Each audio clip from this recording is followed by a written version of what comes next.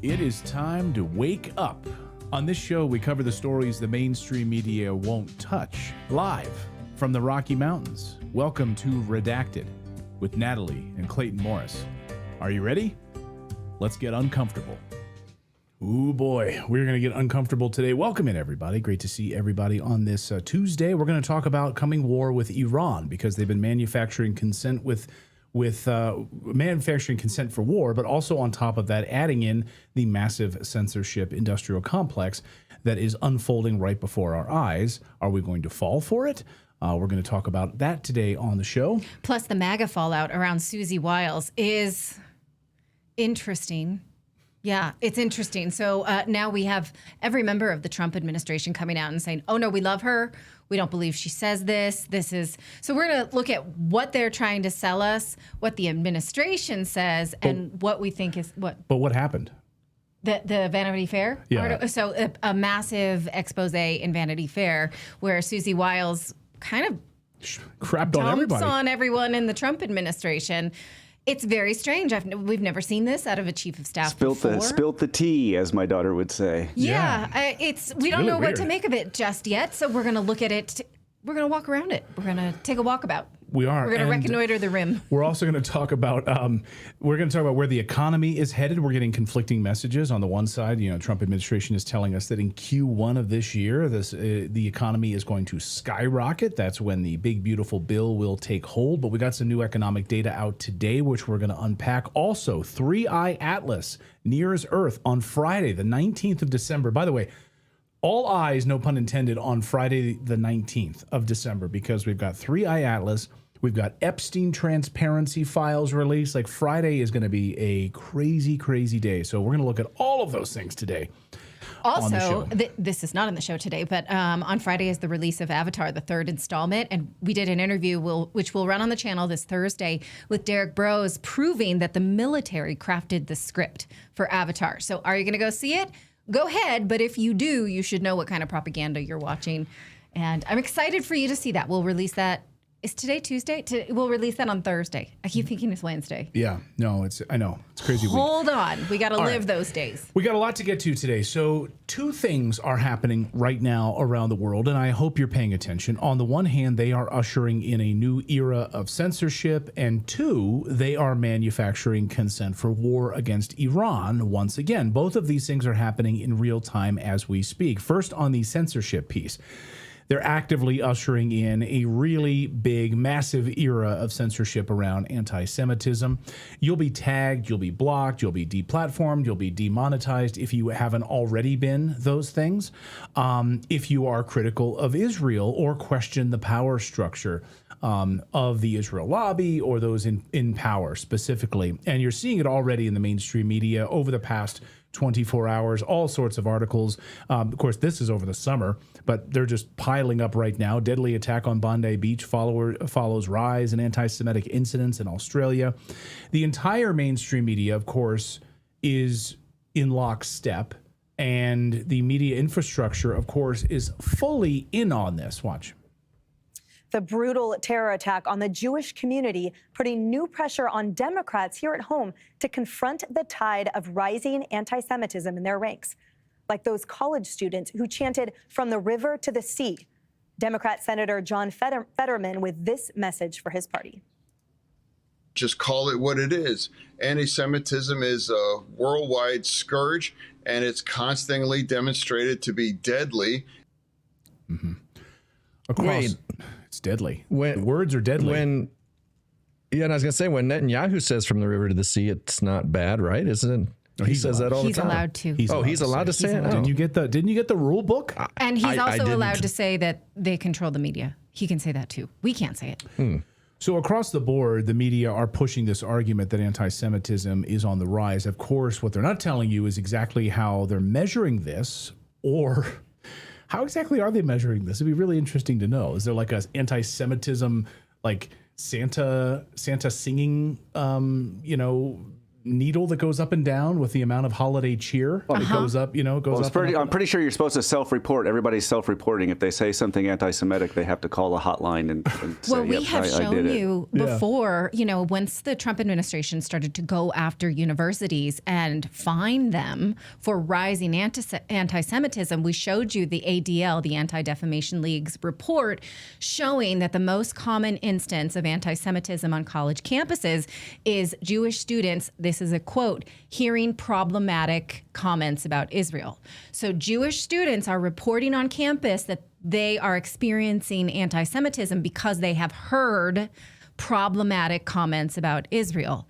That is what they are reporting is the most common form of anti-Semitism and how they are measuring increased anti-Semitism. So they're measuring this. I don't exactly know how they're doing this. But they, of course, what they're failing to also mention is that they've changed the definition of anti-Semitism. So the new definition of anti-Semitism includes, yes, criticism of Israel. So, of course, under that new definition, anti-Semitism is surging.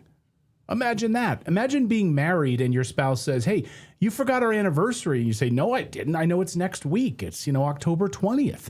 And then she says, actually, we changed the definition of anniversary. Now it's the entire month of October. And then she looks at you and says, see, marital neglect is surging.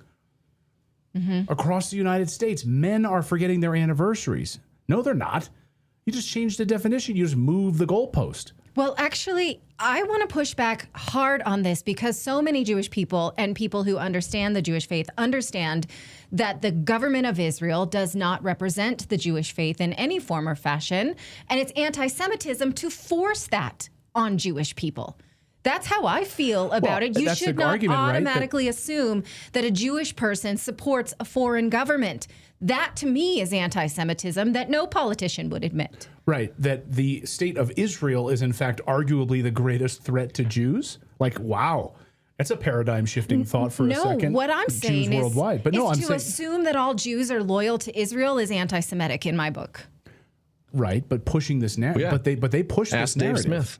Right, they push this narrative, right? This idea that like somehow Israel speaks for all Jews, and there's many Jews in America that are like, I don't want to have anything to do with Israel. Yes.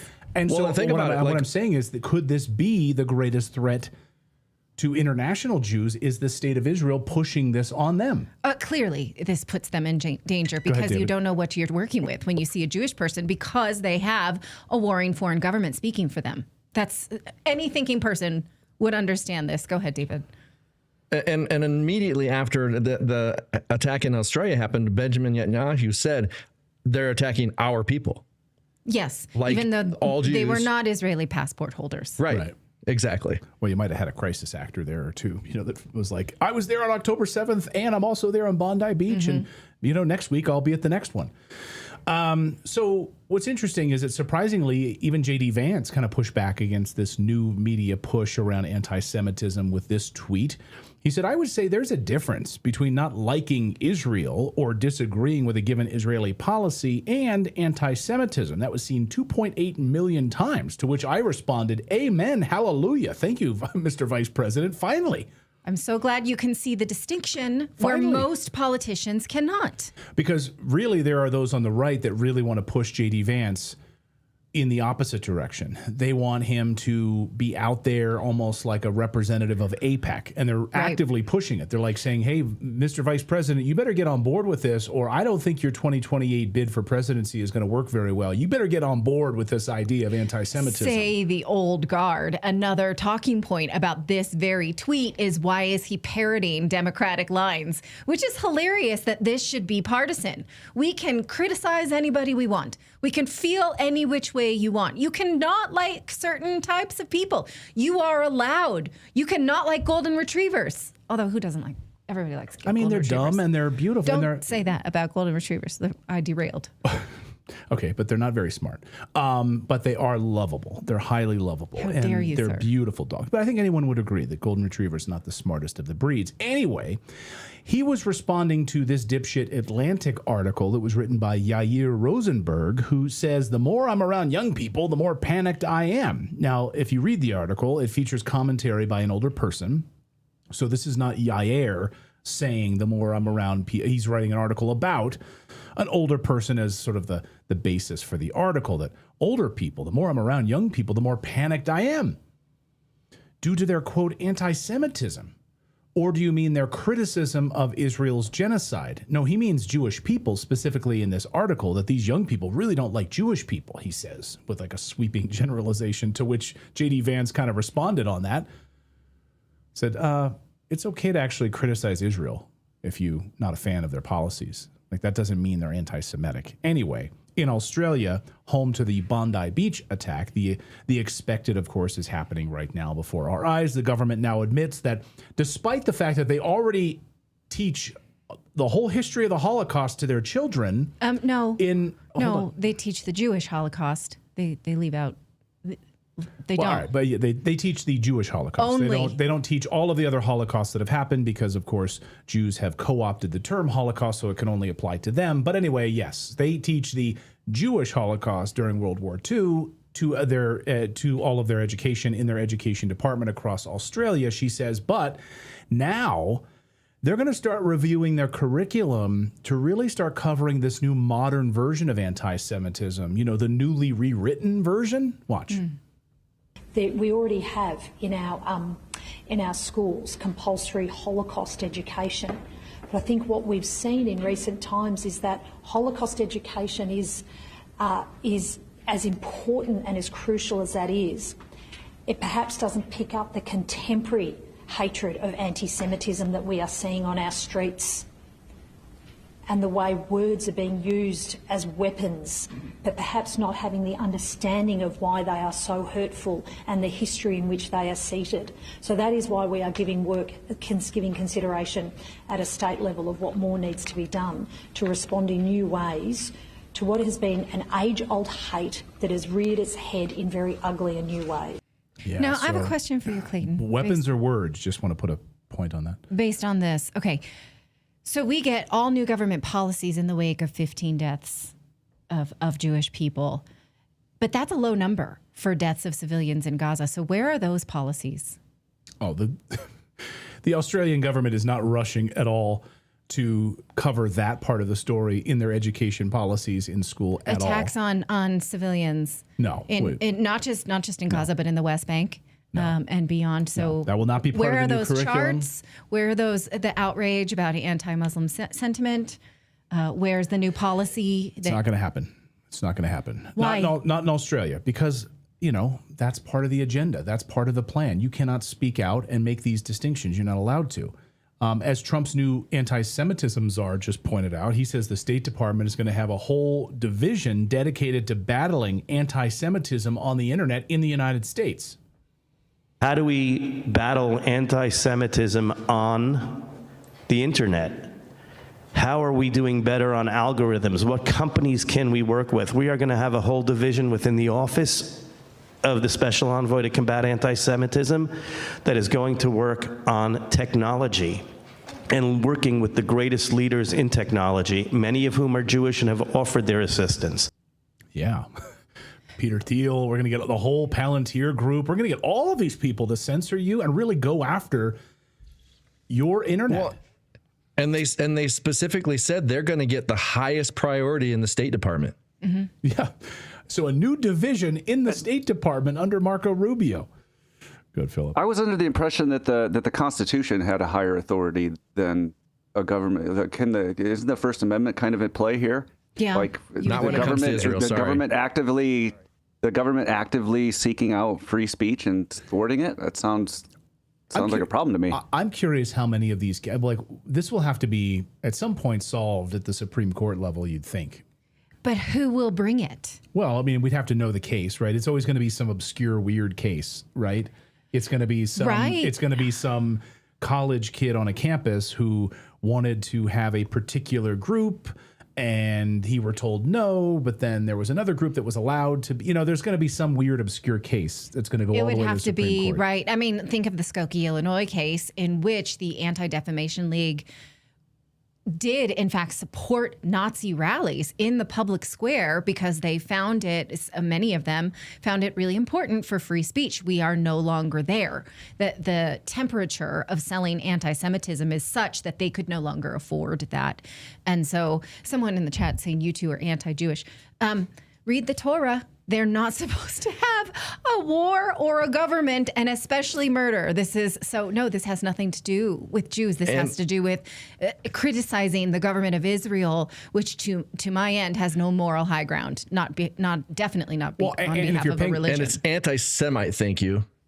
Right. And if you're paying attention, this is all about what they're going to do to us in the form of censorship. It has nothing to do with it has everything to do with the censorship of our words under the First Amendment going forward. It has nothing to do with being anti-Jewish. Well, also, we don't rank victims. We don't think that the victims of the Bondi Beach massacre are less or better than the victims in Gaza. We think that these are the same tragedy. So if you do that, you better check yourself.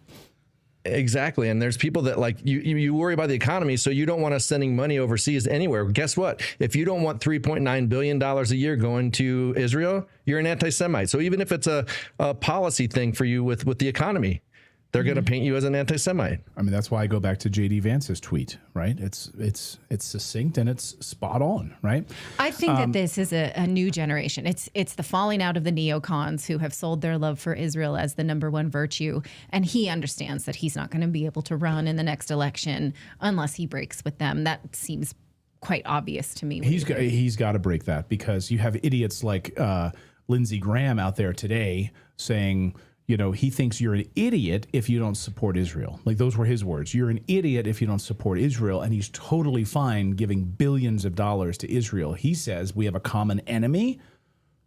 Okay. We have a common enemy. No, I think we're helping Israel with their enemy. Like, what sort of, has Iran ever attacked us? Like, what sort of common enemy are we talking about here? Did Iraq attack us? Did Libya attack us? Okay, we have a common enemy that Israel has an enemy, and we are just jumping on the bandwagon to support with billions of dollars in support. Anyway, so censorship is the first piece. Manufacturing consent for war, of course, is the second piece. As we reported yesterday, multiple attacks simultaneously carried out. Israel inserting itself into these attacks, claiming they were carried out by the country of Iran. I should be clear, Benjamin Netanyahu sticking himself into this. You know, he warned Australia that this would happen, almost as if he knew this was coming. He has remarkable psychic abilities. Nick Fuentes said last night, get ready because they are trying to take us to war with Iran. It is alleged that they are Islamic State, but it's also been alleged that they're with Iran. The first thing that I saw before anybody knew anything is that this attack was carried out by an Iranian-backed group. This was from Israeli intelligence. This is from the Telegraph in the United Kingdom. This was reported in mainstream media sources. They said Israel believes that Iran was behind the attack. Well, why would Israel have an interest in saying that? Well, Israel is chomping at the bit to go to war with Iran again. And if you've been paying any attention at all, for the past several weeks, they have been talking about how Iran has rebuilt its missile arsenal. Iran has as many medium or longer range ballistic missiles today as they did before the war in June. And they've also been talking about how maybe Iran's nuclear program was not completely destroyed, and now Iran poses a threat to Israel again. So all of a sudden, once again, they're working it. They're working the angle. It was Iran, and now we need to bomb Iran. Yep. So get ready. Censorship, cover up what you think about it, and then bombing Iran, that's the next plan. Despite the fact, again, we talked about this yesterday, but it bears repeating, it makes no sense that someone who supports Iran would then want to punish Australia, which has just called for Palestinian statehood that should endear Iran to Australia. So that doesn't make sense. Stop thinking critically. Stop it. And again, if the bombers were ISIS or Islamic extremists, that's the enemy of Iran. So again, Iran would have no interest in doing this. They don't need a proxy war. They can just go directly to another war with Israel if they actually wanted to. So it doesn't make sense. If you're buying this, I mean, you're a level 9, level 100 dumbass. I don't get it. Why you would get this? Why you would buy that? Go ahead, Philip. I mentioned to my daughter yesterday, she's 19, and I was like, basically that Netanyahu was claiming that this terror attack took place because Iran was upset that Australia recognized Palestine. That was all I said. And she's like, wait a minute, what? It's like, that doesn't make any sense. And I was like, exactly. Like, I mean, who is falling for this? Well, I don't get it. A lot of Fox News viewers right now. Yeah, Fox News. Yeah, a lot of News Nation viewers, I guess. I don't know. Yeah. I mean, they put up big charts saying, look at the rise of anti-Semitism. And I commented on Fox News. I'm like, oh, where's the one that you did for anti-Semitic events? And I was like, did you do one for Palestinian civilians or only one group gets a chart? I'm just curious. I'll wait. I'll wait right here. Well, and of course, Rupert Murdoch, Australian, right? So you get the whole Aussie connection piece to all of this as well. All right. Hey, coming up, we're going to talk about Susie Wiles. Why is she suddenly going scorched earth? Noel Frisch is back. And then you remember a few weeks ago, we had Noel on to talk about arguably probably the biggest thorn in President Trump's side in terms of like pushing for all of the things that we want, or the people that maybe voted for President Trump actually want in the United States. Why has Susie Wiles really been the main gatekeeper and preventing that from happening? Is she really the center of it all? And now they're out with a new piece in Vanity Fair where she basically goes scorched earth on a lot of people inside the administration, including J.D. Vance. So I'm going to speak with Noel here in a second about that. But first, we want to tell you about GhostBed, because have you heard this trend, micro-tired? Means you don't need to fall over during your day, but gosh, do you need a nap? But you don't have time, and this goes on and on. Could it be because your sleep quality is bad? Well, if you check out GhostBed, you can fix this. They have some of the most incredible mattresses on the market. They have a cooling feature in every mattress that automatically senses your body temperature so it never gets too hot or too cold. You can stay comfortable all night. And unlike those dense foam beds, Ghost Layer has a perfectly crafted support that adjusts with you. Clayton and I are always arguing when we have to sleep on the same bed about the pillow height. We argue a lot about pillow height. So you don't have to have that if you get one of those adjustable beds for each size. You have various choices with GhostBed, up, down, left, right. You can choose. It's a buffet of mattresses. And I promise you, once you lay down, take that first breath, you'll melt into the bed, get better sleep at night. Every GhostBed comes with a 101-night sleep trial. If you don't love your mattress, return it for free. Get your money back. They're giving you the best deal of the year, plus 10% off when you use the code Redacted. Go to ghostbed.com/redacted. The prices are incredible, so don't miss it. That's ghostbed.com/redacted. Promo code Redacted. So coming up in a few minutes here, we're going to talk about 3i Atlas. We're going to talk about the economy. We're going to talk about all of that stuff here on the show. And thank you guys for subscribing to the channel. Thanks to the tens of thousands of you watching right now across YouTube, Rumble, and X. Thank you for your subscriptions, which are free. Thank you for supporting independent journalism.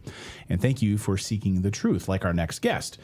White House Chief of Staff Susie Wiles just went scorched earth on Trump's closest allies, including J.D. Vance, in a new piece that has just hit a Vanity Fair. That's her up there with the eyes staring at Donald Trump. This is the picture they published of her. It looks like a mugshot. I don't understand why she would let them take a picture with that expression. I don't know. Here's the Vanity Fair piece, and look at this. So here she is sitting around the table. And you zoom in, that's her, and there's J.D. Vance sort of smiling like he's like, do I really have to be in this photo here? It's a I don't know. very Cruella de Vil look, isn't it? Yeah. I'm sure they had better pictures. They are chosen on purpose. Here's how the White House reporters are covering this story. Listen to this. Let me get into some of the main things that I found very notable from what Chris Whipple, who works with Vanity Fair, detailed from their conversations. One is that Wiles referred to President Trump as someone having a, quote, alcoholic personality. She also talked a lot about the vice president, J.D. Vance, someone who I should note had this conversion that Whipple noted as well from never Trumper to a MAGA acolyte. Susie Wiles essentially said that change, that conversion has been, quote, sort of political. And she said the vice president has been a, quote, conspiracy theorist for a decade. All right. Noel Fritsch is the founder and publisher of National File, the outlet that, of course, broke the Ashley Biden diary story. And Noel has been all over this Susie Wiles story. And I know Susie has been texting you feverishly over the past couple of weeks after our report ran here on the show. Great to have you back on the show, Noel. Welcome back. Thanks for having me, guys.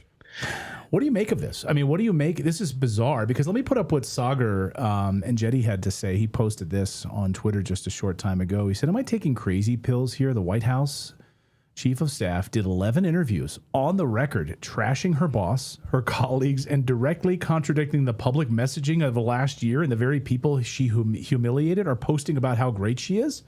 Like, what sort of weird humiliation ritual is happening right now, Noel? I don't know what to make of it other than to say that basically Susie Wiles is kind of like a media dinosaur because, again, she comes out of CBS legacy, and the knee-jerk response for your old school, stodgy old press pre like 2010 or 12 or so is, call up the Wall Street Journal, call up the New York Times, call up CBS, and that's what she's just done. And this is all, 11 interviews or whatever, this crazy media tour that she's gone on here in the last week or so is basically an all-out admission, I believe, that she is preparing and planning for her next steps outside of the administration, wherever that might be. I'm sure there will be plenty of lobby shops ready to sign her up to go, stack cash based on all of the her access in the administration that she has helped to build. Wow. But look, the New York Times covered this. They listened to some of the recordings in order to take their own hit. Vanity Fair is by no means an ethical publication. So we're not saying the media is giving us the true story, but even the snippets of what she said, they could be spun or they could be quite bad. And we don't know because we don't get... For instance, they said, the Kennedy, RFK Jr. took the vaccine for the hepatitis B off the market for young children, which can cause kidney failure. Like, no nuance there. It's just like unforced error there about that. So they're terrible too. What do we make? Like, how much can we give her the benefit of the doubt because the media is unethical? Look. I think we're tempted to fall back into the standard right-left paradigm, which is Republicans good, Democrats bad. Right. And we have to really stave off that temptation. Again, you're talking to somebody who has, for years, engineered all of the leaks to Axios, to Swan at Axios, to Maggie Haberman at the New York Times. It's notable that they went to this Peter guy rather than Maggie to try to a little cloak and dagger there for Susie. And the New York Times one was much more favorable than the Vanity Fair one. But two things, New York Times and Vanity Fair, one at a time. Total malpractice, even letting Vanity Fair anywhere near you if you are a Republican, period. Especially if you are somebody who says you're America First Republican. Right. Everybody knows Vanity Fair is just a coven of demonic political activists masquerading as journalists. And so then the cat's out of the bag now. Everybody's an activist now. So we open, and now at least it's honest. We get to fight our own corner. We don't have to pretend to be impartial and actually, love America, right? On the New York Times one, that one, gosh, look at the third paragraph. The New York Times one is way more even-handed. You notice, by the way, Susie herself responded to the Vanity Fair article, and she whined about it a little bit in a very terse kind of comment. She didn't say anything bad about the New York Times one. And in the third paragraph of that article, she accuses Donald Trump of going after using the criminal judicial system to target his political opponents. Yeah. Okay. And using the full weight of the federal government to do it. And then she defends Bill Clinton in the context of the Epstein investigation, while out of the other side of her mouth trying to trash Bondi, who's her. And she's told me, I mean, I don't, this isn't like I'm guessing. Bondi is her gal. Rubio is her gal. So I would also note something kind of behind the scenes. You kind of can tell that she's getting ready to make the move to replace J.D. Vance with Marco Rubio. You heard it here first. There's been a little bit of bubbling around the internet, but I'm here to tell you, I know for a fact that Rubio is tied in with Susie and the Bushes, and she's all about Rubio for the next president. So that's why, again, I was trying to piece together why is she throwing J.D. Vance under the bus here, calling him a conspiracy theorist, and even worse. I mean, I'm sure she's saying worse behind closed doors. She was never a fan of J.D. Vance, from what I understand. This was never. She was never keen on having him as vice president. So you think he's would be replaced by him, or at least favored, so that in 2028 he would be the primary candidate, but not replaced at the vice presidency, right? Yeah, no, I think that's right. That's for 2028. Unless for some reason Donald Trump doesn't manage to finish the term, then obviously J.D. Vance is promoted, and then Rubio would be the odds-on choice to fill in the VP spot, right? But again, you're talking about a lady who doesn't believe that the 2020. And so I got to go back last week to this whole, and we texted about this over the week, and the pardon of Tina Peters. I know you guys have been covering that. We've done some pretty good work, I would say, about the judge with Tina Peters. This is a really big. They tried to throw a crumb to the base last week, like Thursday night, Friday, going in, I think, and with a pardon, so-called, for Tina Peters. But Tina Peters doesn't need a federal pardon. She has state charges. So actually what they've done is they've massively hampered the case to be able to claim that there was no violation by Tina Peters, which of course there wasn't. She was just trying to, keep a fair election. Right. Okay. And so so I know, so they're not super up to speed on all of this, and they're just, going along with, sort of like the finger in the air. Oh, what should we do to try to basically avoid pain? And so they threw out this tweet with the pardon, and it's only going to hurt Tina Peters. I'm calling for SEAL Team 6 to break into Colorado and remove Tina Peters from custody of Jared Polis and Jenna Griswold. SEAL Team 6, we need you, please. Well, I think the Ranger, there's a Ranger group here as well in Colorado that's right there, as the Mountain Division is right there as well. So they could team up and do that. So, Noel, where do you think things stand now inside the administration? Does Trump know about this? Did he sanctioned this? What do you make of that part of it? Yeah, I would bet that he knows all about this, and so this was some kind of egg-headed, harebrained, scheme that they devised to sort of try to get her on the right side of. And the crazy part is there's a huge list. So at the same time she's doing this, she has all of these people out there tweeting. You referenced it with the Sagar tweet. She had she went to the whole cabinet and had them all tweet out things to their, some of them are like non-existent Twitter accounts. It's like 1,000 likes or 2,000 views or whatever. We love her. And it's like, so this is them trying to do, new media. Look, I got to say, I think this is a very big sign that, she's maybe going to start to step back. And again, we just got to be careful, because it's always a game of whack-a-mole. When they did this with Jared, they very effectively put him behind the scenes. But let me tell you, I've got good sourcing. He is very intimately involved in sort of managing from second and third tier in this administration, with all of his ties to all of these foreign countries that he kind of works for, Saudi Arabia being one of the big ones. He has $2 billion under management, and everybody knows he's very close with Israel. And so there's a lot of questions there. But look, over the last week or whatever, you're looking at this administration, it's off the rails. And you guys know this.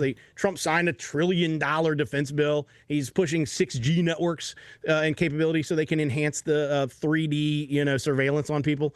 They hijacked the Venezuelan oil tanker. So we're not looking to go to war with one oil-producing country. We're looking to go to war with 2 oil-producing countries at a time where literally cheap gas is keeping people's lights on and their power on and their heat on. Not a good idea, Donald. if you want to be a populist. Okay, just memorandum to Donald and Susie.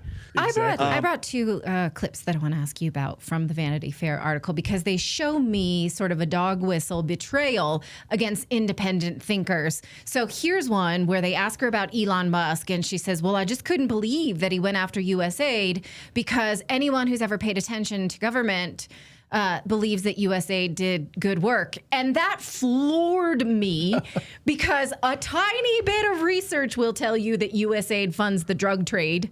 So what? And child sex trafficking. What? Whatever else you want. Seriously, what? We thought the Trump administration might have a little bit more regard for people who do research.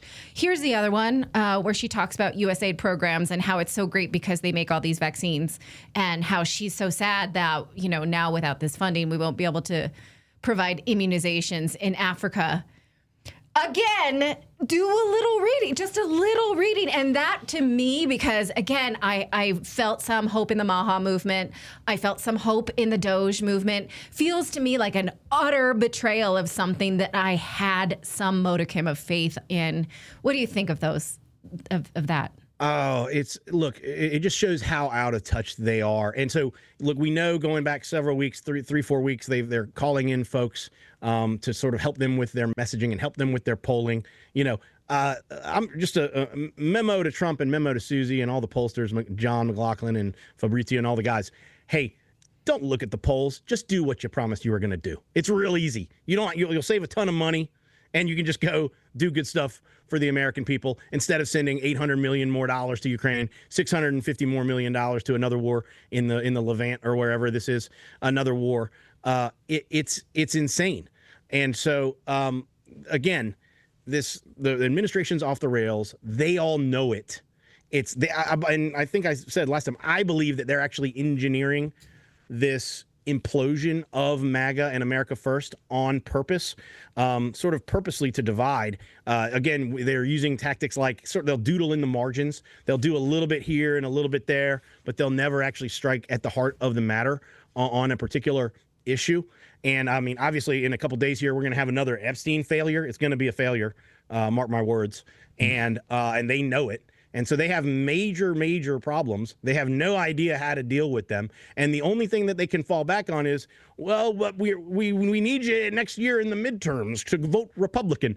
And that's not going to cut it. They're going to have to deliver if they want to get votes in the midterms. We're probably going to lose the House. Hopefully we keep the Senate. It's going to be a lame duck president. If we lose the House there, I could see 10 Republican senators voting along with Democrats in the House to impeach Donald Trump. Wow. I don't know if that's what he wants his legacy to be. He's got to fight harder for the American people and for his campaign promises. I hope he's paying attention. I know you're going to get some angry texts from Susie Wiles after this interview like you did the last time. But Noel, great work over at the National File. Thank you for this. Thank you for your perspective. And you heard it here first. She's on her way out.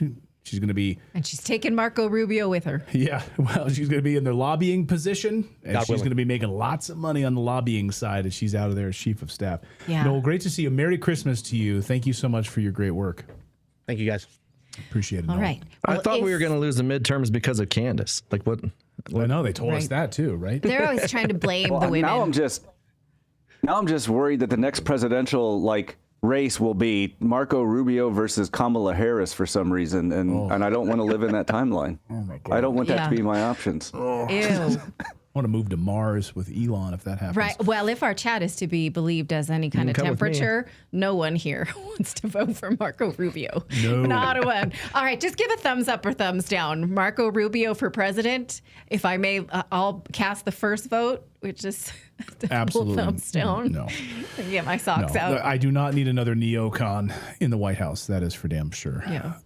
Even if you're pretending to not be a neocon in the first few weeks of his being Secretary of State. Right. We're like, wow, we're surprised. What are you saying about Europe? I was like, oh, okay. Yeah, good stuff. And then. Ooh, yeah. All right. Hey, coming up on the show, we're going to talk about the economy and where do things stand, because we're getting really conflicting messages, as you always do, about the economy, right? So we just got these new jobs numbers out. They are not good.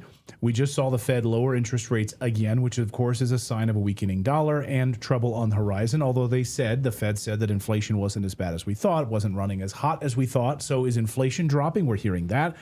But others saying, well, we could be headed for disaster as the turn of the year comes around. So we're going to get a temperature reading, on the economy. Too much seltzer water today.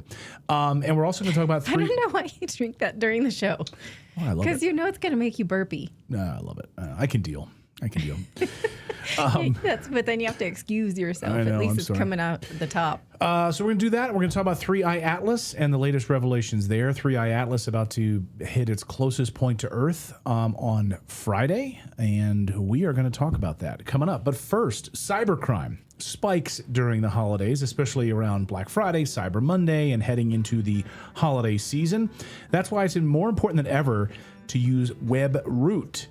Okay, protection at webroot.com/redacted. That's where you go to find out more about it. And what's great about this is WebRoot is the perfect gift for even the hardest to shop for, because if they're worried about device identity, privacy protection, identity theft or anything like that, it's all covered under one subscription. It's a no-brainer. And now 60% off. In fact, you get family protection for toddlers, students, seniors, and other dependents. You get a password manager, all of there. And their WebRoot Threat Shields detects and blocks malicious websites before you visit them. It works with Edge, Chrome, Firefox, and this is a great piece of this. They also will give you up to $1 million in expense reimbursement for stolen funds, out-of-pocket costs due to identity theft, anything related to that in identity theft. They're going to step in. They're also going to do advanced dark web monitoring, credit and financial monitoring with rapid alerts. So if someone's like pulling your credit report that you didn't authorize, they're going to let you know. Plus, it's a VPN for up to 5 to 10 devices. So all of it together. And you got to check out their WebRoot Essentials. So right now, protect your family, protect yourself. Go to webroot.com/redacted. 60% off WebRoot's total protection. Again, webroot.com/redacted. Well, we're getting conflicting messages about where the economy is headed. The Trump administration is telling us that inflation is down and the first quarter of 2026 is going to be a banger year. It's going to be a banger. Skyrocket, he says. Here he was in Pennsylvania last week telling us the economy is raging back from the damage of the Biden administration. You're all good. Watch. From the shipyards of Philadelphia to the steel mills of Pittsburgh, these are great places. Maybe some of you don't even realize it. You get used to it a little bit too much sometimes, but these are great places. From the union halls of Scranton to the kitchen tables of millions of Pennsylvania families, we're bringing prosperity and pride surging back to this magnificent Commonwealth. We're bringing it surging back here hot. Our country's hot and you're hot. Together, we're repairing 4 years of disaster by the radical left Democrats in Congress and by the worst president in the history of our country. He is. I mean, it's not a question about that. Okay, let's stop it there. So is that what the economics tell us? Is that what the data says? Well, the Federal Reserve just admitted that markets will not buy $9 trillion of federal debt coming due. So what are they going to do? They're willing to turn on the printing machines and print their way out of it. If the markets can't absorb this debt, we're going to have to. Well, what does that mean for the American dollar? If history is a template, it means that the dollar will continue to decline in value. So then, right, the dog's barking. That inflation will not get better. As economist Peter St. Onge points out, the last time the Fed did this in 1940, it led to 20% inflation. When Germany did it in the 1930s, hyperinflation. So it seems like the president thinks that he doesn't have to stop any government spending. We can just sort of work our way out of this. If we work more, the tariffs make more, we'll have more money, we won't feel it. But does it work that way? Joining me to discuss is E.J. Antoni. He's an economist from the Heritage Foundation. What do you make of this? The fact that our debt is so undesirable, so we may have to print our way out of it. Well, in short, it doesn't have to be this way. Not only because the government could cut more spending. They have cut plenty, but they need to cut a lot more, obviously, to get the deficit under control and then to get rid of it entirely, balance the budget, and actually start attacking the debt itself. But whatever the case, that's just on the fiscal side. On the monetary side, again, it does not have to be this way. we forget that the Fed created really a brand new, a very novel monetary framework in the spring of 2020, partially in response to the COVID pandemic, and that has never gone away. That is still really the status quo today, and it requires these artificially high levels of bank reserves. And as the Fed has been selling off its balance sheet, trying to extinguish money and put downward pressure on inflation, it has caused bank reserves more recently to also decline. And that shrinking liquidity means that this monetary framework that the Fed has built is under a tremendous amount of pressure. And the only way to keep it going is going to be for the Fed to start buying all of that debt issued by the Treasury. And the result of that is going to be a steady upward pressure on prices. And that means you're basically not going to get back to that 2% inflation target that they have talked about so much. It really seems like about 3% is going to be the new kind of structural baseline. So do you think my assessment of the president's optimism is correct? That he just thinks if we bring in more from tariffs, if we make American people make more, they won't notice that prices are going up. It won't feel so bad because we're going to make more, which is, you're only looking at one half of the equation here. Well, it's certainly a multifaceted problem, right? I'm not going to say we can just simply do a kind of univariate analysis here. We have a lot of moving parts. You have the huge push for deregulation by this administration. That is helping to bring down costs everywhere. It is a very pro-energy agenda. And as you reduce the price of energy, I think I saw oil under $60 a barrel today. Reducing the price of energy reduces prices throughout the economy. At the same time, you're going to allow people to keep more of their money because of the tax cuts. So all of these things on the one hand are going to help increase people's weekly paychecks, if you want to think of it that way. But then in terms of the Fed, what we're doing in monetary policy is reducing the actual value of those paychecks. In other words, what those paychecks can buy. And then it becomes a question of those two competing factors, which one is actually going to win out. And that'll be the winner in that contest is going to help determine whether Americans are actually feeling better or worse about the economy. So again, you have tax policy, which includes tariffs. You have regulatory policy. You have a whole slew of different things in the mix right now. So I can't really say it's so simple as, well, it's just monetary policy or it's just tariffs or just any one thing in particular. Right. Now, what do you make of the military budget coming in at even higher than $900 trillion? Where are we going to get that? And how is that going to affect the American people? It only accounts for a 3% raise for military personnel. The Department of War has not made one effort to audit military contracts and say we shouldn't spend $500 for a screw that costs $2. That feels a bit like a betrayal when I see that high price tag. What do you think? Well, it's certainly the case that we do need audits throughout the military budget. Spending hundreds of billions of dollars is just unacceptable given the results that we're achieving with that. And look, as somebody who knows a lot of folks within the defense contractor world, I can say it's not just anecdotal. It shows up in the macro level data that there is a tremendous amount of waste within that budget, especially when it comes to those defense contractors. And so just like DOGE was able to find I guess, sources of efficiency or gains, potential areas of where you could make things more efficient, where you could cut spending. All of those different things should be applied to the defense budget as well. You need to save money everywhere you can in this bloated budget. It doesn't matter if it's in Social Security, if it's in defense, if it's in education, you name it. So what do you make of the writing on the wall for the Fed Chair Jerome Powell? What do you think President Trump will do with that? I think my preference is to end the Fed. Always has been. I don't think we're going to get that, but will we get somebody who is maybe less power hungry than the Fed chairs we've had in the last decade? That's my assessment. You'll excuse me. No, I totally understand, and you're not wrong.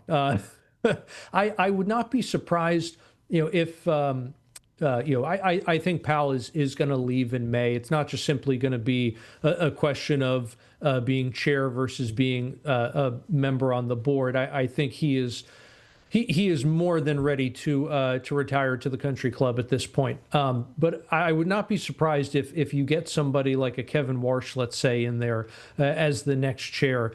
I think that might have a particularly calming effect on bond markets, because he in particular would be somebody who really understands how to unwind that monetary framework that we were talking about earlier, that Powell and his associates have built at the Fed just over the last 5 years. That's going to be really, really important if we're going to get back to that 2% inflation target, let alone 0, which is where inflation should be. Now, you mentioned it doesn't have to be this way. So maybe you can tell me what would be the simple ways to fix this perverted economy. I know it's not simple, but I'm sorry to ask you that. Well, I would say you simply need to double down on all of the things that have been working this year, and all of the things that have not been working, whether it's this year or the last 4 years, just simply stop doing them. Do what works and stop doing what doesn't work. And that may sound very, very simple, or overly simple. So let me give you some very practical examples of that. Increasing taxes on investment during the Biden years caused investment to go down, and that created sluggish economic growth, and it reduced wage growth. You should reverse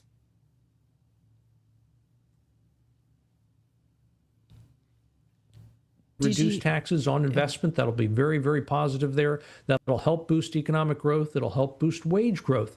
The government needs to stop spending, borrowing, and printing so much money. That's what gave us 40-year high inflation and the fastest rise in interest rates in just as long. It's what froze over the housing market. It's what created the affordability crisis, et cetera. So as we have reduced government spending, right, especially the growth in government spending, you have reduced the growth in prices, inflation. Doing more of that will produce more of the same result. So do more of that. This year we've seen government slashing payrolls like crazy. We are now at the lowest level in terms of federal employees in over a decade. That has been tremendous progress. And yes, it makes your headline jobs numbers look pretty anemic, because you're losing jobs in that sense. But as all of those people find productive jobs in the private sector, that represents a savings to the taxpayer, and it represents more economic activity, again, in the real productive private sector, and that means more economic growth. And so a lot of what we're seeing right now, I think, points to us already being on the right track. But it does take a while to turn this big old battleship around and to start heading back in the other direction.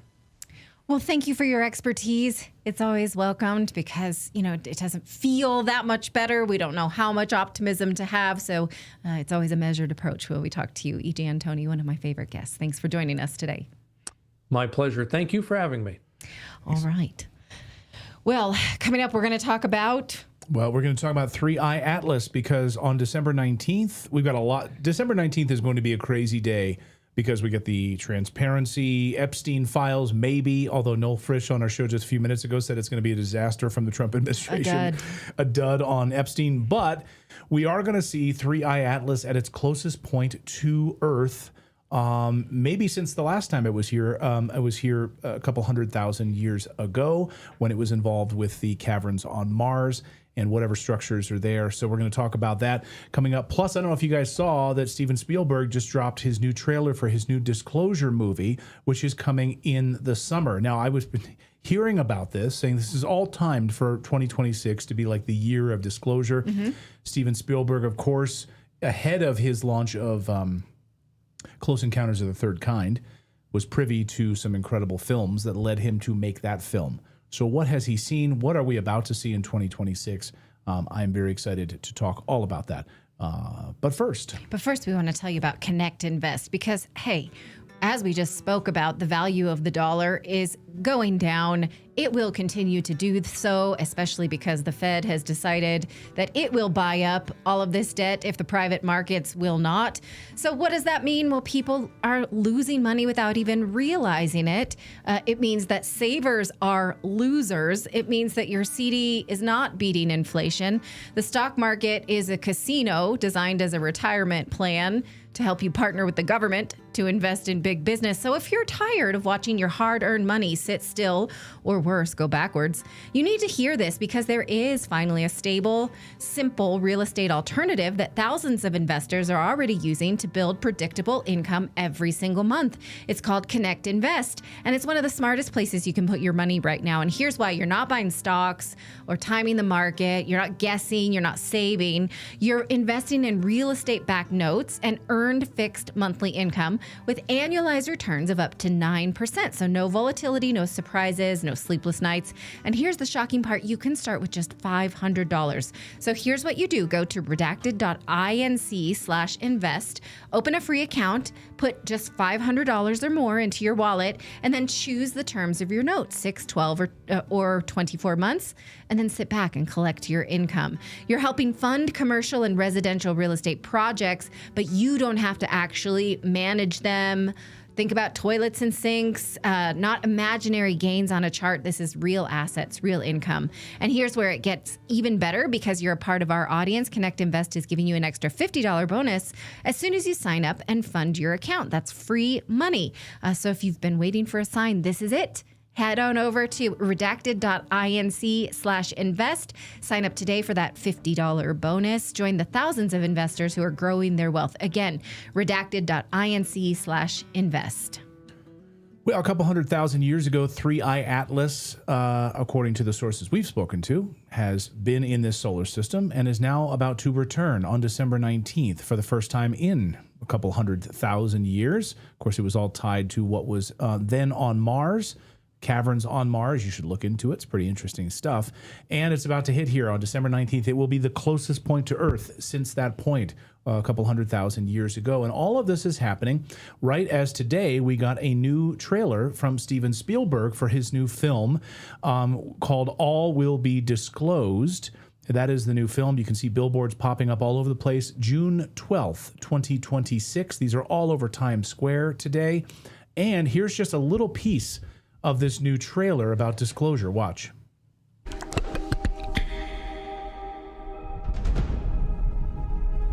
People have a right to know the truth. It belongs to 7 billion people. What is it?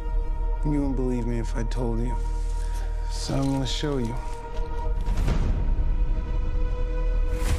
What are you gonna do? Full disclosure to the whole world. All at once. So Ron James is the director of media relations, the Mutual UFO Network, and he is joining us now. Ron, great to see you. Welcome back to the show. Thanks for having me again. So the timing of all of this is really interesting. I really get the Steven Spielberg documentary or a new film dropping concurrently with what's about to happen with 3i Atlas on Friday. So first, just from the Mutual UFO Network stance on this, what are you looking for? What can we expect on Friday with 3i Atlas? And what is it for our audience that maybe is new to this subject? Well, 3i Atlas is going to be passing Earth at its closest point on December 19th. And terrestrial amateur astronomers are able to get pictures, the best ones that we've gotten yet. And as much as we want it to be some kind of extraterrestrial event, the traditional scientists still think that it's just an unusual comet and an unusual natural astral body, but still an astral body. I personally think that there's a lot of potential for it to be something more. And certainly if you were going to send a probe into the neighborhood of a civilization that can see into the stars, you would probably want to disguise it. So after all this time that we've been looking at this thing, we still don't know what it is, and nobody has been able to disprove some of the claims that people like Avi Loeb are making, although he does caution that, you know, with everything that we think it might be, it's still probably just a comet. And MUFON believes that it's probably just a comet. We did a deep analysis about it and sent it out to everybody on our newsletter, and I think you guys have a copy of it now. Yeah. I've spoken to insiders who are involved in the secret space program, members of the military who have multiple times been to the underground bases, the arcs that are sat off the coast of Puerto Rico. One of them just now moved off the coast of Venezuela. They're scattered all over the earth, and also the moon base. And these sources have been saying Avi Loeb is correct, although not specifically on 100% on the accuracy of what it could be, but that this is returning to our solar system. It was here 100,000 years ago, couple 100,000 years ago, and it's tied to Mars and the caverns that are on Mars.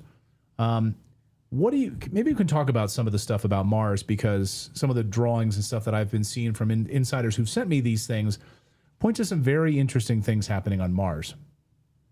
Well, MUFON likes to stick to the scientific investigation of the phenomenon for the betterment of humanity. And the stories that we hear about secret space programs, bases on Mars, solar wardens, spaceships out patrolling the solar system, although they're interesting, we can't say that we give them any kind of provable credibility. Now, that being said, it doesn't mean that there's not something to these stories, because where there's smoke, there's fire. And I think that there's a lot of evidence that Mars was once a living, thriving planet. And people that have been doing research, like Dr. John Brandenburg, who says that there's certain radioactive isotopes on Mars that could only be put there from some kind of a nuclear war. So the history of Mars is a mystery. I'm not surprised that they finally found life on Mars. I believe they found it back in 1976 when they launched Viking and just didn't tell us the truth about it. And, the idea that 3A Atlas is going by Mars, perhaps dropping some terraforming dust along the way, interacting with technology that's long been buried on that planet, it certainly has its appeal. If you look at the Billy Meyer materials, which, this might be a bridge too far for some people. It's not for me, because I'm open to anything. So just show me the evidence. And Billy Meyer, on June 16th of 1987, talked specifically about Mars and said that there's a lot of water on Mars under the surface, mostly ice, close to the surface, near the South Pole, and said there's special importance in this regard to the South Pole. I'm quoting now. And that this will one day be used by Earth to one day colonize Mars. So he said that in 1987. And then, of course, it was corroborated finally in 2001 with the Mars Odyssey missions. And then March 2002, 2002 detects evidence of water ice in exactly where Billy Meyer said it would be. So there's a lot of mysteries on Mars that I don't know how 3I Atlas is tied to it. I don't know, but I'm definitely fascinated by it. It's certainly curious that Elon Musk wants to go there and colonize it. Well, I think that Mars represents the best opportunity for getting a human colony off planet. And I think the more we discover Mars and the more we explore it, we're going to find verifiable evidence of past civilizations on Mars. I think that's quite likely. I think that there's already significant evidence that there's been structures on Mars that have been long destroyed, and who knows what's going on under the ground. But I think Mars is going to be the gift that keeps on giving. And I think the more we actually involve ourselves with Mars, the more we're going to find out about our own history. So on Friday, it'll be at its closest point to Earth. Because a bunch of people in our chat room are asking, will you be able to see it with the naked eye? What sort of telescopes will you need to be able to use? Will you be able to see it with the naked eye if you're in an area that doesn't have a lot of light pollution? I haven't been told that you will. It's still far enough away and small enough that it's going to take some sort of reasonably good telescope to really see it. At MUFON, the Mutual UFO Network, you guys handle a lot of eyewitness accounts of UFO and paranormal activity and have to catalog it. You send researchers out to kind of confirm it through scientific evidence, if there's some sort of a crop circle or other like physical material and other things. Yes. So you do a lot of work to try to bring science behind it and catalog all of it. There's quite a few people that are pointing to Steven Spielberg's new film, which of course the trailer just dropped, in this new disclosure movement that we're seeing. We just saw the documentary Age of Disclosure, of course, as well. You guys have a brand new documentary as well. Maybe you can talk about that. And are we moving towards disclosure? And here's Accidental Truth. Let's put that up on the screen. There it is, Beyond UFO Disclosure. So yes, That's the sequel to my film Accidental Truth that came out in 2020. It's still spoken of as one of the best UFO documentaries. And in Accidental Truth Next, we're going beyond UFO disclosure, because at some point we're going to be acknowledging that we are in the presence of a non-human intelligence of many different varieties, and we have to start thinking about the nuts and bolts of how that affects us moving forward. Maybe you can talk a little bit about that. Sorry, I didn't mean to interrupt, because we have Steven Spielberg, the movie coming out, and it's all this drip feed. You know, this all happens, right? It's all happening for a reason, I believe, and those I've talked to inside believe that this is coming as well. So we're getting this disclosure. Likely, maybe we'll see it in 2026. It seems like we're moving in that direction. So once that happens, like once the people that are like, oh, I'll never believe this, and then that ship has sailed, once that has happened, how do we handle it? Well, we have to have mechanisms in place to deal with it. And the thing that's going to be the most difficult about disclosure, especially if it goes far enough to really tell us what's going on, we're not just dealing with beings from outer space. We're dealing with interdimensional beings. We're dealing with beings that live in places that we don't even have a way to fathom right now. We're possibly dealing with beings that have been here on the earth, inside the earth, and out of our sight for a very long time. And it's not so simple as just to say there's an extraterrestrial from another planet and they're visiting us. It plugs into our consciousness, the whole nature of reality, the spiritual teachings that we've been given since we were able to record writing, and it all fuses together in what is going to be a whole new way that we have to look at our existence, the nature of our reality, in itself. So it's going to be core questions that have to be answered on an individual basis. It's not just, hey, we're not alone in the universe. That's the easy part, actually. Right. And how do we harness this technology for both good? And I know there's going to be people that want to use this technology for bad, which many of them have already been doing, as we've highlighted here on the show. So It's very concerning, right? And you know, it's funny, and not funny, but it's sad. We've thousands of years. I mean, go back to cave paintings. I have a few of them here. I mean, there's just a few examples throughout history, long before video, long before phones, long before any of that.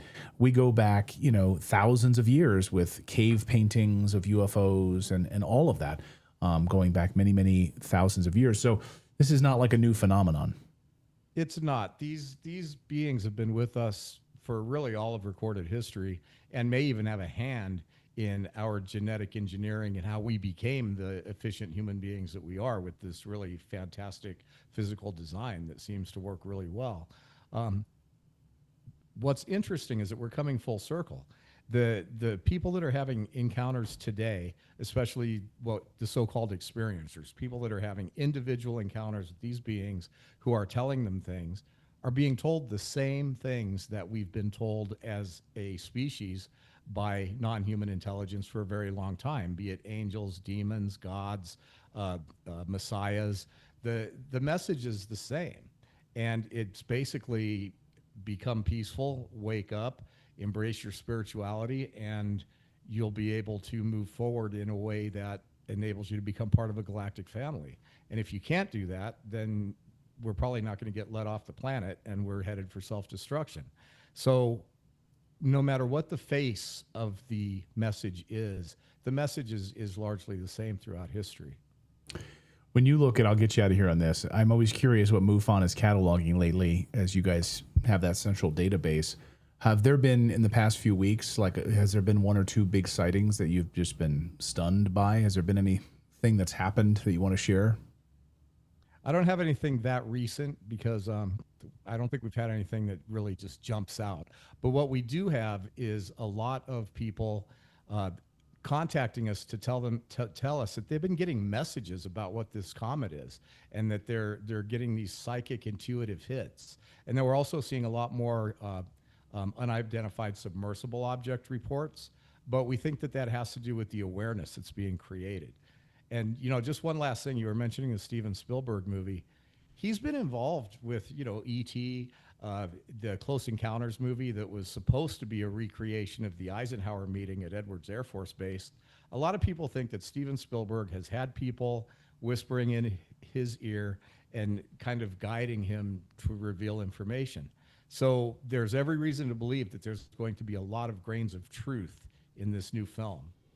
Before we let you go, can you just mention briefly, because I kind of had a brain moment where I couldn't recall, but back during Close Encounters of the Third Kind, when Steven Spielberg was putting that together, the reason that he came up with that film is because of the Eisenhower film, correct? Yes. Can you explain what that is? Eisenhower had a meeting with some extraterrestrials at Edward Air Force Base, and I think it was covered up under the cover that he was going to the dentist or something, but he went out there, and supposedly there was footage of this craft coming down and landing, and there was other footage too. That footage was supposed to be released to some people that were making a movie for Disney, but the government backed out at the last minute. But there is out there footage of some kind of object descending at Edwards Air Force Base, and it is said that Steven Spielberg's Close Encounters of the Third Kind was kind of documenting that encounter between non-human extraterrestrial species and humanity, and that was when a lot of agreements were made. So somebody said something to Mr. Spielberg, and we believe that that's probably the same thing that's happening now with his new movie. Yeah, just many years later, someone called him in and said, hey, we want to show you this. Do with it what you want. We're not telling you to go make a movie about it, but it starts... in many ways, it starts the big, slow movement towards disclosure all those years ago with Close Encounters of the Third Kind. Thanks so much for being here. I really appreciate you doing this. And I guess we'll be watching, Ron, like what happens this week, and people can tune in. When is your documentary available, Accidental Truth? It's going to be a staggered release starting in February. This is Accidental Truth next.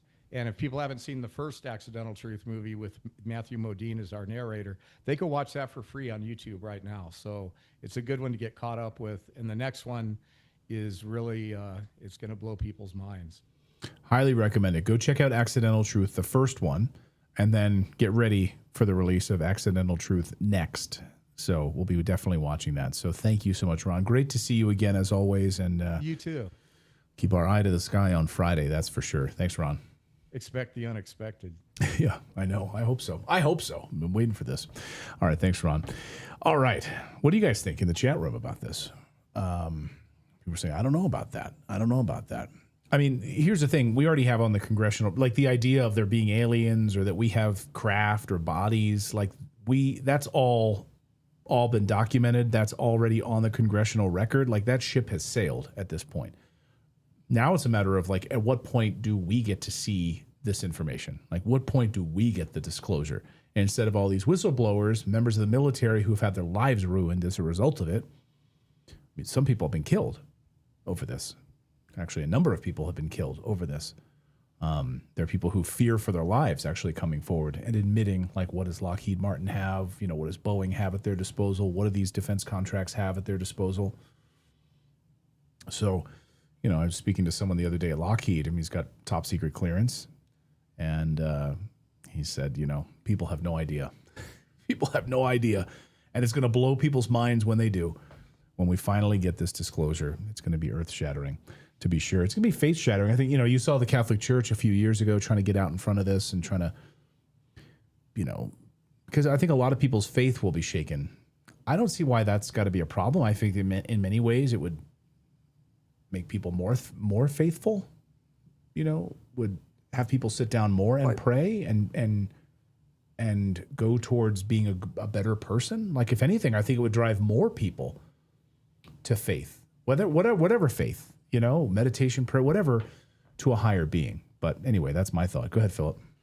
Well, I feel like the problem, the crisis that people would have with that is the idea that you know, like, mankind was created in God's image, and if there was a being that was more advanced or better, it would essentially it would conflict with that, to where, you know, if the aliens are better than us in every way, then our specialness in God's image then falls apart.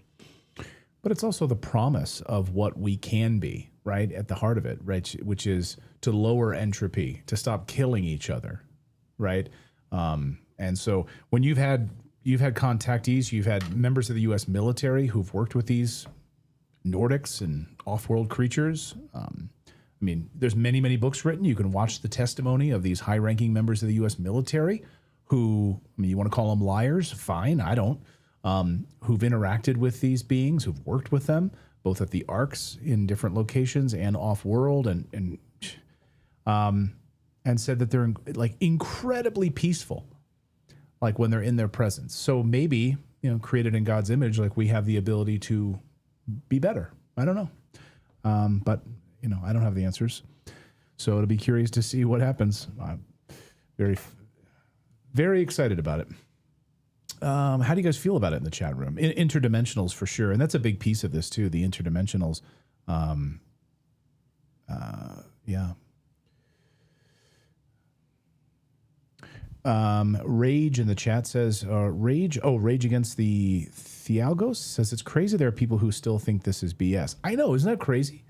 But, actually there was an article written, Philip, you sent it to me today in Psychology Today. Today magazine, and the piece was interesting because it's like, how are there still people that like don't believe this? And it's interesting actually because when things really sort of like shatter your perceptions of the world, like you block it out, right? And that's I'm just going to read through this Psychology Today piece. It says, why is no one talking about the aliens? What psychology reveals about our resistance to uncomfortable truths. It says something very significant has been happening in plain sight and almost no one seems to be noticing. Over the past few years, there have been televised congressional hearings, repeated news segments across major networks, and a recent release of a mind-blowing documentary called The Age of Disclosure that brings much of this information together, featuring on-the-record disclosures, sworn testimony from dozens of officials, including those in the U.S. military, describing secret classified programs about UFOs. These officials describe large numbers of sightings, unexplained aircraft, recovered crash materials. Yes, we have bodies, alien bodies. That is on the congressional record now.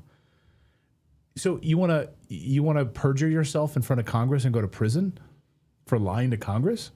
And multiple members of the military have done so, and civilians. Okay. All of this points to the same unsettling idea in this article. Mankind is not alone in the universe. Duh. I mean, you have to be an idiot to believe that at this point, that we're alone. If this were any other topic with implications this big, it would dominate conversations. It would be debated at dinner tables, dissected and argued about endlessly by pundits and influencers online, and instead, people seem to be oddly quiet about it altogether. And anyway, Psychology magazine points out, or Psychology Today says, from a psychological standpoint, the collective lack of interest is almost more interesting than the claims themselves, and basically says that human beings have an unbelievable way of like, oh my God, that's just too big. And I honestly think it's the same thing about like the sex trafficking stuff.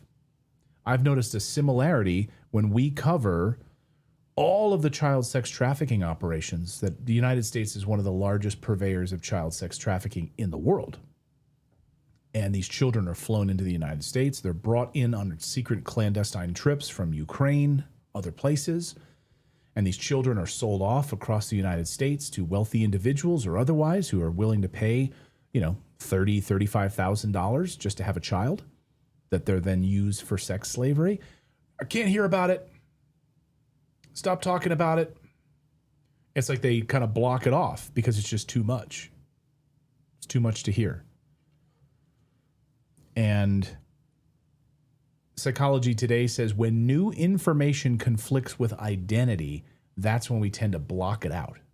And I thought that was really interesting because if you think about it, that's true, right? Like with, oh my God, as an American, and I'm going about my day in my neighborhood. I'm going to the King Supers and going grocery shopping and just getting a coffee and meeting with friends, and then going to play pool at night, or go to the bowling alley with friends. Who knows, right? I can't possibly think that like 3 doors down from me, there's like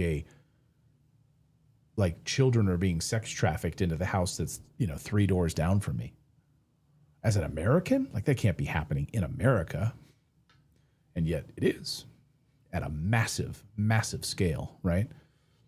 So I think it's the same thing with disclosure, and all of these members of the military and police officers and firefighters and whistleblowers who worked in the Pentagon, who worked for Lockheed Martin and Boeing, and people who were, kept it totally classified their whole life until their deathbed, and they told their family that they worked on these secret UFO programs. They saw alien bodies. They worked on the programs. Oh, I'm dying, by the way, so do with this information as you will, but I need to clear my conscience.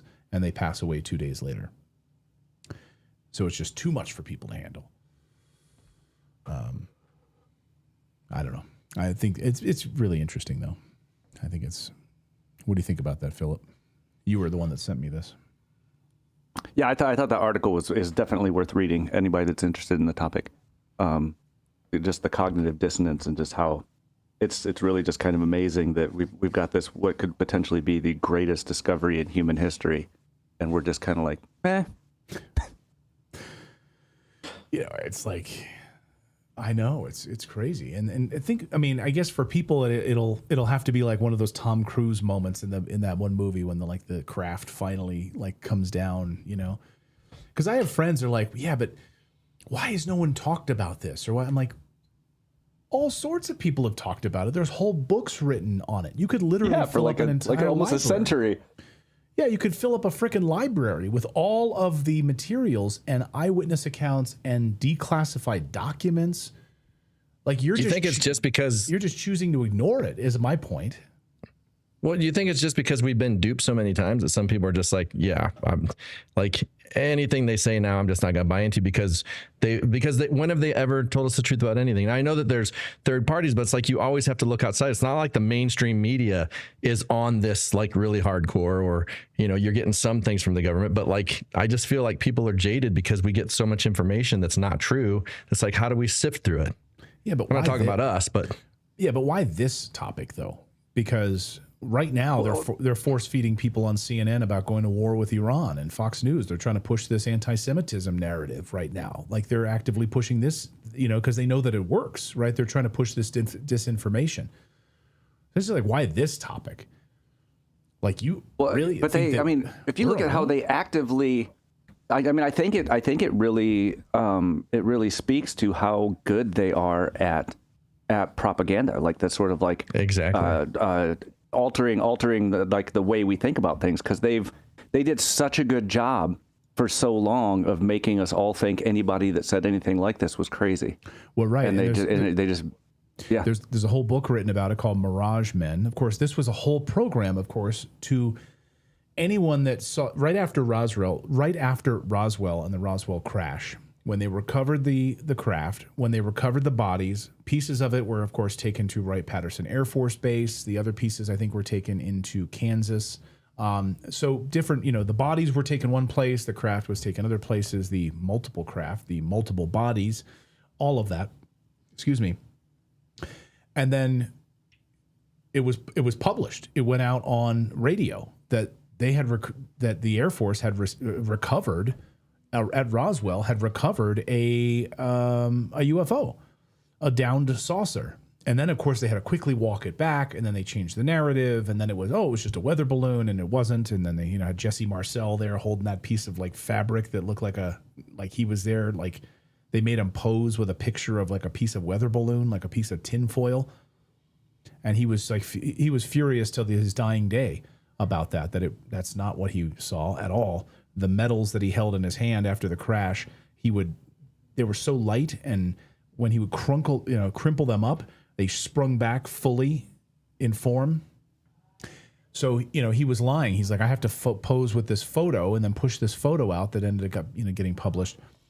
And then it was like, oh my God, we have to keep this stuff quiet. We can't let the Soviets know that we have this stuff. We can't let anybody else know that we have this stuff. So now we have to start putting out this massive disinformation campaign, and that's what the book Mirage Men is all about. There's a documentary about it by the same name if you want to see it. It's really good. But that also includes the Paul Bennewitz stuff, right? The government literally drove a guy insane by feeding him false information on purpose until he lost his mind. Yeah, on purpose. Yeah. It's like the definition of gaslighting, you know, or like, I mean, in a way, I guess, right? Because he's seeing things, but then they're showing him other things that aren't true, and they're doing it on purpose to confuse him. And so the information that's being pushed out is partially true and partially false. And that's what the CIA, you know, brilliantly did. And the intelligence community really did to cover all of this up. So, but we're not stupid. And now, but the problem is now they've done such a good job of saying like, hey, anyone that talks about this is like a cuckoo or a conspiracy theorist, that they've done such a good job that it causes people to laugh at a cocktail party, you know? But the funny part is like when you're at a cocktail party, you're talking to people and be like, oh, my sister, you know, flies aircraft for FedEx. She's a FedEx pilot. She's been a pilot for 30 years. And she has seen unbelievable things. So I know people were laughing at you a few minutes ago, but go talk to my sister because she knows that it's real. She's seen it as a pilot. All of the pilots at FedEx, they all know it. They've all seen these UFOs. Oh, go talk to him. He's an admiral. You know, he's seen massive underwater craft that move at like faster than anything we've ever seen before. Okay. But because it's been so ridiculed, by the way, it used to drive me nuts because when I started in the news business, you would do, if I was hosting a half an hour news show, the beginning of the news, you'd probably start with a murder, you know, which they always do, or some sort of a house fire or something horrible, right? Then you'd toss to the weather person. All right, let's get an update on the weather. And then after the weather, you'd go to the sports. Let's get our local sports report. You know, how did the junior high school do today? This afternoon. Oh, they did great. And then, hey, coming up after the break, we've got something in the sky. Looks really bizarre. Stick around. We're going to go to commercial break. When we come back, was that a UFO? You know, and then at the very end of the show, they do a story that like thousands of people and eyewitnesses in this county saw a UFO over this particular mountain. And they're playing X-Files music underneath of it. They're like, look up in the sky. Is that a bird? Is it a plane? Is it a UFO? Well, thousands of people last night in Cranberry Township saw what looked like an unbelievable craft, a giant triangular-shaped craft that was hovering over a football field. And so we went to investigate. And it's all done in like this like tongue-in-cheek way and all of this stuff. But it's not a joke to like the locals that were standing there, like looking at this football field sized triangular shaped craft that's like hovering over them, making a loud humming noise. And there's no propulsion technology connected to it at all that they can see. But like, let's make fun of those people. And that's actually what happened with the Phoenix Lights, the famous Phoenix Lights scenario in Phoenix, Arizona, when thousands of people saw the famous Phoenix Lights. I mean, you can look it up online. Do a YouTube search and look at the Phoenix Lights. Dr. Lynn Katai, who did an incredible... She was a doctor. She was literally witnessing all of it happening, filming it. Others were filming it back when he had VHS cameras, not even cell phone cameras. Even the governor of the state, Fife Symington, at the time, saw it happening, then held a press conference the next day and never admitted that he even saw it. And then he did a whole little jokey press conference where he had his like press secretary come out dressed as an alien. And he's like, we're investigating this. Ha ha ha. Look, I found him. I found the alien. And it was like, and I remember that. He got so much flack for that. Yeah, because so many people, all these people that live in Phoenix were like, dude, you're a piece of shit. We all saw it. We all saw it. Like I was literally standing there at night, getting ready for bed, standing there on my hillside house on my back deck, and there's a giant frickin' triangle the size of 2 football fields hovering over my house. And you're joking about it, you asshole? But that's what they do. They try to make you feel stupid for it. So then later, Fife Symington, the governor, admitted, he's like, I saw it too. And he's like, it's one of my greatest regrets as governor that I didn't say something about it. I feel horrible about it. And he tried to sort of revitalize it after that. He would go to UFO conferences and talk about it. So he tried to be conciliatory later on. But in the beginning, he was yeah. And that's what I'm saying. Like, I feel like they make you feel like if you believe something like that, you're stupid. If you believe that we shouldn't send money to Israel, you're anti-Semite. So people are out of fear. They don't want everybody to think they're racist or they're anti-Semite or they're, stupid. So they don't want to put their name on this stuff until there's something that they actually see that they believe. And in my opinion, I'm one of those people that I've seen things, but I haven't seen anything compelling enough for myself. Right. Well, someone in our chat room, but I don't doubt it. Forest Actual says, just because you see lights doesn't confirm aliens, Clayton. Well, I never said that. Don't put words in my mouth. Did I say anything about aliens in Phoenix Lights? Like when thousands of people saw these massive triangular shaped craft the size of multiple football fields hovering over their homes. Is that aliens? No, I didn't say that. Well, I was in San Diego. We saw a great big the whole group of us. There's like people out on the beach, people at it was at the pier in San Diego where there's like a little fair, and there's this bright light up in the sky and it's moving really slow and it's just like so bright and everybody's like, what in the hell is that? Everybody thought it was some kind of alien craft. Well, we found out later it was a missile test from the military there. So it's like it had an explanation, but they never came back with an explanation for the one in Arizona. It's like if you can get an explanation that makes sense, you can put it to bed. But if you don't get anything that makes sense, you're left to wonder. What about Admiral Guido? I always say his last name wrong because it's hard to pronounce, but you had the Admiral test, a U.S. Admiral, okay? You don't just get to be a U.S. Admiral in a couple of weeks. Like, he's a U.S. Admiral in the U.S. Navy.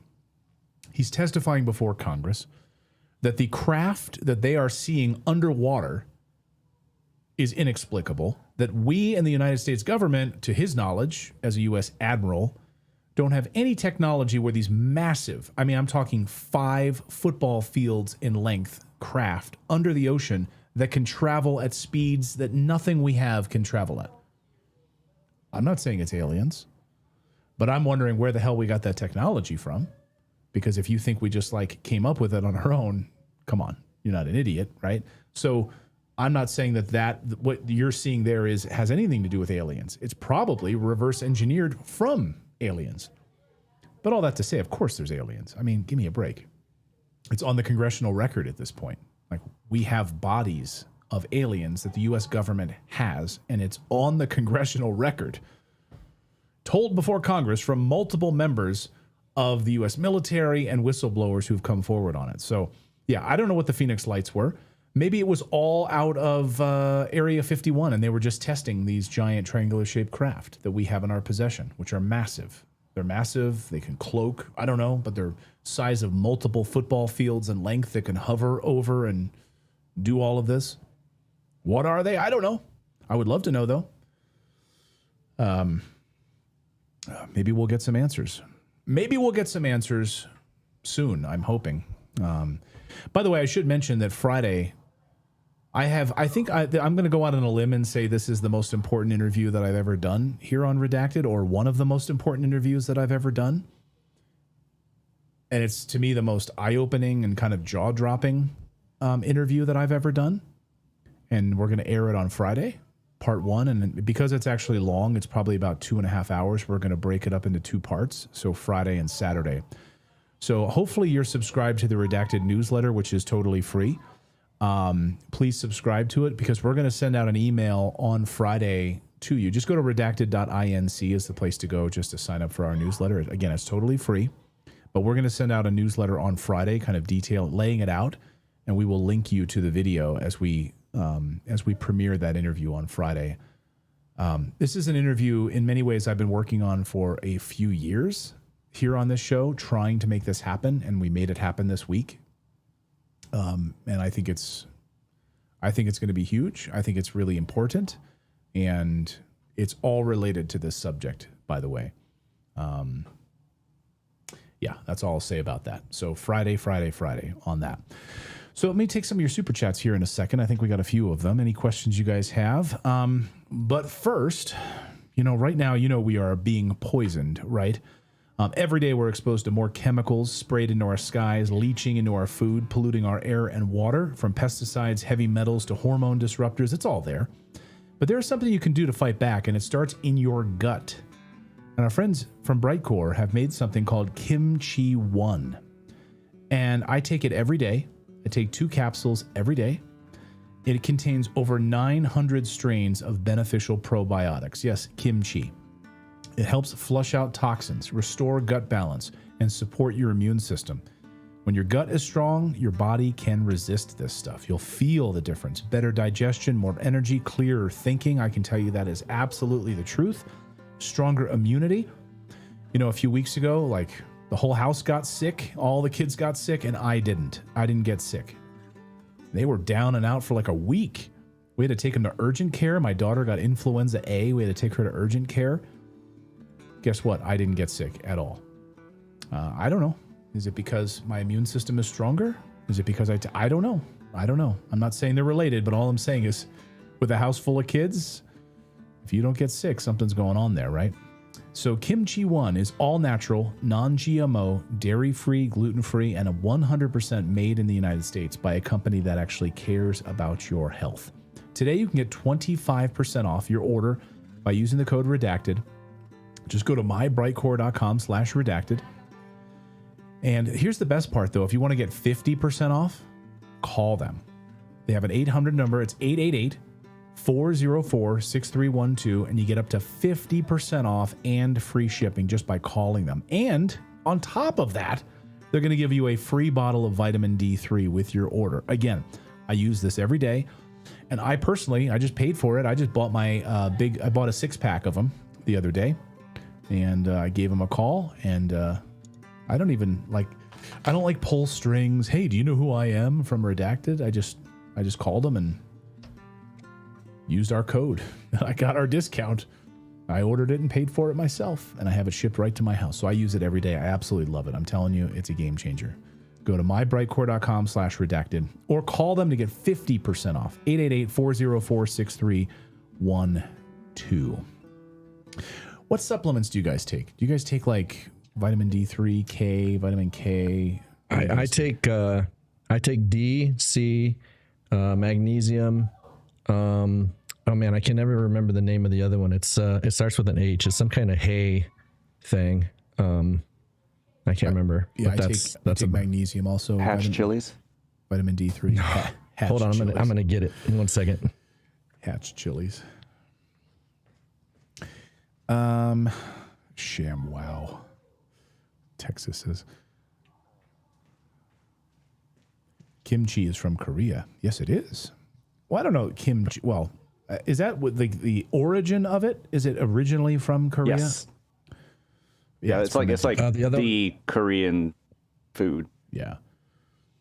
The other one I take is psyllium husk. Psyllium husk. Okay. Yeah. Thomas Walter says, read Birthright by Timothy Alberino. By the way, have you seen my interview with Timothy Alberino? He's friend of the show. We had him here in the studio. Speaking of which, Philip, that's one that we should probably put in that rotation. Yep, that was in the voice message. Oh, it was? Oh, I missed that one. I thought so. Yeah, we did a deep dive about giants, Nephilim, and so forth. Yeah, but Timothy's a good friend of the show. He's been on a couple of times. I think in the voicemail message I sent you, I called him Indiana Jones because I couldn't think of his name right off the top of my head. So right, that's what I meant by the Indiana Jones guy. Yeah, that's right. Yeah. Let me see if we got any super chats here. And by the way, thank you guys all for subscribing. You know, we cover a variety of subjects here. I really always want to cover on this show stories you're not going to see in the mainstream media and not covered with. I certainly want to cut through all the propaganda that you see in the mainstream media, and I want to do it without an agenda. So I want to be able to talk about 3i Atlas and not make fun of people. I want to be open and have a dialogue. And as a fan of like Coast to Coast AM, like I love to think that our show could be like maybe the video version of that. To be able to cover these topics and do it in the daylight, so it's not 3 a.m. like Coast to Coast. Like Art Are you Bell. having a party at your house? No, my son is playing with my nephew. And they're being loud. He just arrived, so they're here playing, and they're loud right now. So I apologize. Thought you were having like a full-on party over there. Texas Real says, Clayton, you need some Talls shirts. What does that mean? Talls shirts. Well, so there are shirts where, like, if you get a regular shirt that actually fits you, like a large, a lot of times it's still too short. Yeah. So even if it's not like I know too big for you, yeah, it kind of rides up your belly. So you get longs, and then I don't know. But I don't that's think the they make problem. longs. They don't make longs and T-shirts and stuff like that, do they? No. Well, they do. There are companies that do. Like, there's a company where I get T-shirts where they actually I can tuck them in. They're a lot longer, so they don't like come untucked and all that. But they're still like just regular, like large size. There is a show. There's a company called Untuck It, which I've shopped at over the years. But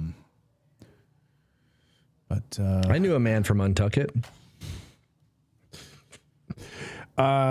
Tina Bailey, thank you for she's been a member for 13 months. Thanks for being a redacted rebel. We appreciate it.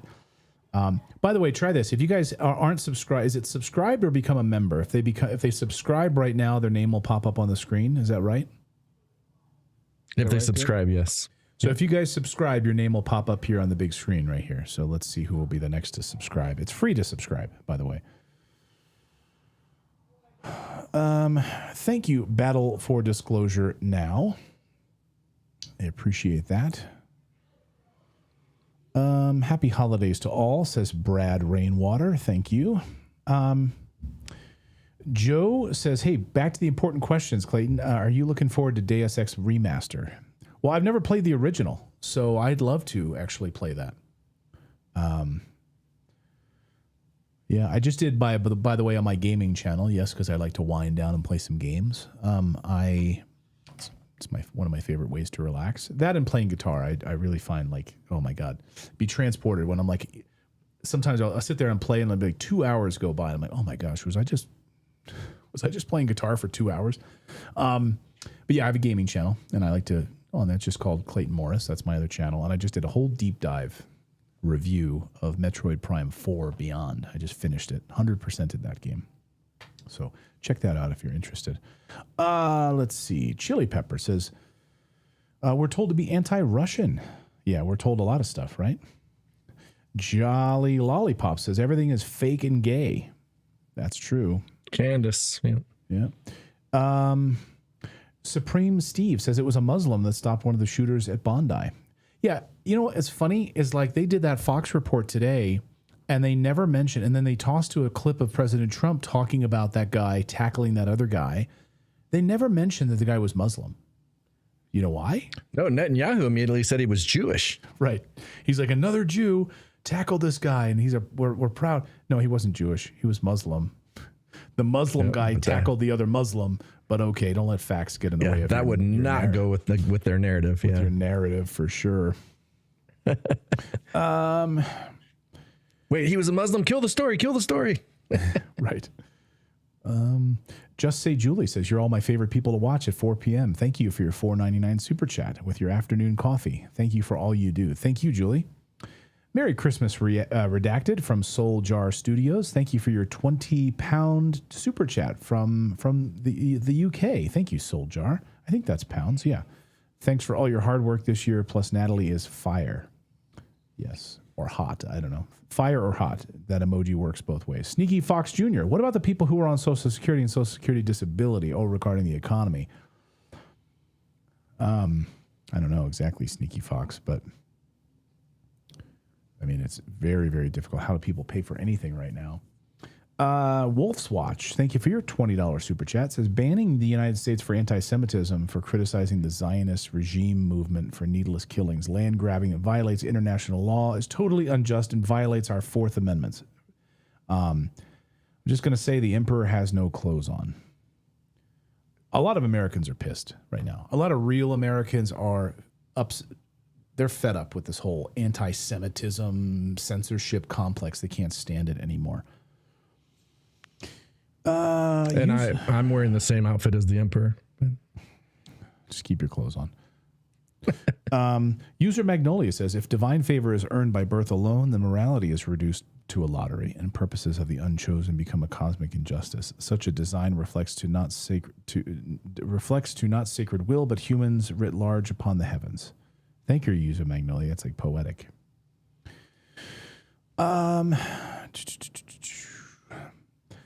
Silicon Sage says, life is a Rubik's Cube. When you move it, it moves. Well put, everyone. Oh, boy. Yeah, we are. Robert Adventures says, dude, I am not going to be ready for the age of disclosure. Well, we'll see. I'm ready. I'm ready for it. I think it's time to pull the Band-Aid off. Lisa Jaquez, Lisa, I don't know how to say your last name, excuse me, says, what guitar do you play? I mostly play classic. I love acoustic guitar. I have a Fender as well, but I like, I recently started taking a course last year. I kind of stopped. I need to get back into it. I kind of do it for a few weeks and life gets in the way. We moved. It was, it's all my excuses. My excuses are my own. It's called Beyond Guitar. I forget the guy's name, but he does a great course actually. Really like his course on playing classical guitar. And the way that he taught, like I actually have one of those magnetic knee brace ones that you put the magnets inside the body of the guitar and you can set it up and play it classical style. And he talks about in the course, he's like, you'll notice if you have any strain in your shoulder whatsoever, you're not playing correctly. You should it should be like just kind of like effortless. And so I went back to the drawing board. I'm like, I'm going to start to learn guitar again from ground zero and go back. I've been playing for 20 years off and on, and James Taylor and Sting and all that kind of stuff over the years. But I want to go back to ground zero and pretend like I don't know anything, and just kind of and go through this. Because ultimately I love Spanish guitar. I really love the sound of Spanish guitar, and I love classical guitar and all of that. So I kind of wanted to go down that road. So, and actually the guitar I first learned on was a Yamaha classical that my dad had handed down to me from like the 1950s. And so it was a really wide neck down the whole way. And that's how I learned how to play guitar initially, was on that wide-necked classical. Very difficult, by the way. But I didn't know that. You don't know what you don't know, right? So as a kid, I'm like, ooh, a guitar. And you don't know that it's like way harder because it's like that thick, I guess. I don't know that it's that harder. What it's like David, you play guitar. The guy from Presidents of the United States, he learned on a 3-string guitar, and they became like what they are with him only playing 3 strings. Like because like what you learn on is kind of like what like you'll just make it work. But yeah, the classical was harder for me. Sting learned on a guitar that was like he describes it as a careworn guitar. It was kind of like terrible. He got it, like his parents got it for him like at a used guitar shop in England, and it was like, I think it was like missing a string. So like that's how Sting learned how to play guitar. Yeah, well, Jack White from the White Stripes, like he famously like had that just like plastic Montgomery Ward guitar, like the cheapest guitar he could get, and that's what he did like the whole time he was with White Stripes. That was mostly what he played on. I believe that was. Astral says, "Hey, what happened to Redacted History?" Well, we kind of rebranded it, and we have a new one that we're going to be working on soon. We're going to be putting it together here over the next couple of weeks about the Knights Templar. So we're calling it Redacted Files now because it's not. It's not. Just I thought it was. I've been pronouncing it Redacted Filets. Idiot.